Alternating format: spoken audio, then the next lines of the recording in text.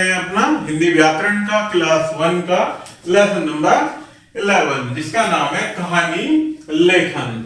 आइए प्यारे बच्चों शुरू करते हैं। बच्चों, कहानी सुना तो सभी को अच्छा लगता है, परंतु कहानी लिखते समय हमें कुछ बातों को ध्यान रखना चाहिए। क्या कहा गया है कि कहानी सुनना तो हमें सभी को अच्छा लगता है, परंतु उनको लिखने के लिए भी प्यारे बच्चों कुछ महत्वपूर्ण बातें होती हैं जिनको हमें ध्यान रखना चाहिए। तो देखते हैं कौन कौन सी बातें। पहली है कि कहानी का शीर्षक छोटा होना चाहिए, कहानी की भाषा स्पष्ट व सरल होनी चाहिए, और नेक्स्ट है कि कहानी के वाक्य छोटे छोटे और सरल होने चाहिए ताकि पढ़ने में हमें आसानी हो सके। कहानी देखते हैं कि जैसे को तैसा, ये एक विषय है जिस पर हमें कहानी लिखनी है, जैसे को तैसा। तो ये कहानी हम पढ़ेंगे और आप इसको अपनी बुक में अपनी कॉपी में देखकर लिखने का भी प्रयास करेंगे। एक जंगल में एक चालाक लोमड़ी रहती थी। लोमड़ी की चालाकी के कारण कोई भी उसे पसंद नहीं करता था। उसी जंगल में सारस भी रहता था। जब भी लोमड़ी पानी पीने तालाब के किनारे आती, उसे सारस मिलता।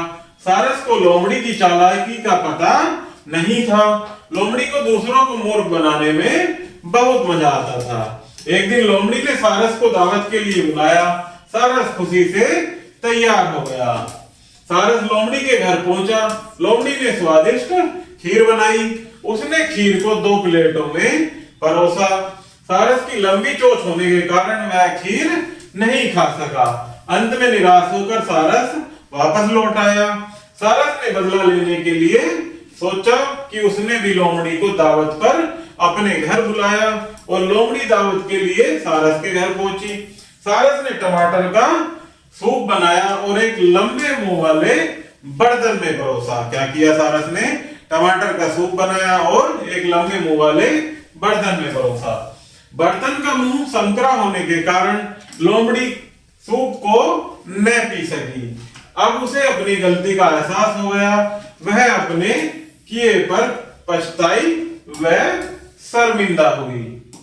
तो इस कहानी से हमें क्या शिक्षा मिलती है प्यारे बच्चों? कि जैसी करनी वैसी भरनी। इसीलिए हमें सदैव अच्छे कार्य करने चाहिए। नेक्स्ट देखते हैं प्यारे बच्चों, मेमना और भेड़िए की कहानी। एक समय की बात है, एक जंगल में मीठे पानी का झरना बह रहा था।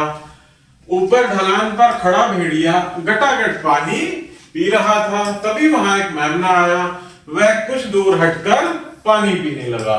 मेमने को देखकर भेड़िए के मुंह में पानी भर आया। उसने मेमने को कहा, क्यों बे, पानी गंदा क्यों कर रहा है? देखता नहीं कि मैं पानी पी रहा हूं। मेमने ने नम्रतापूर्वक कहा, मामा, मैं तो नीचाई की तरफ पानी पी रहा हूं, भला मैं इधर बहते हुए पानी को गंदा कैसे कर सकता हूं? जवान लड़ाता है, भेड़िया गुर्राया। भेड़िए ने बोला कि जवान लड़ाता है और गुर्राया। मामा, मैं तो प्रार्थना कर रहा था कि मैंने पानी गंदा नहीं किया। मेमने ने सिर झुकाकर कहा, अबे, अगर तूने पानी गंदा नहीं किया तो तुम्हारे साथी ने किया होगा, उसकी सजा तो तुझे मिलेगी ही। बेचारा मेमना कोई उत्तर न दे सका। भेड़िए ने कूदकर उसे पकड़ लिया और देखते देखते मारकर खा गया। इस कहानी से हमें क्या शिक्षा मिलती है प्यारे बच्चों?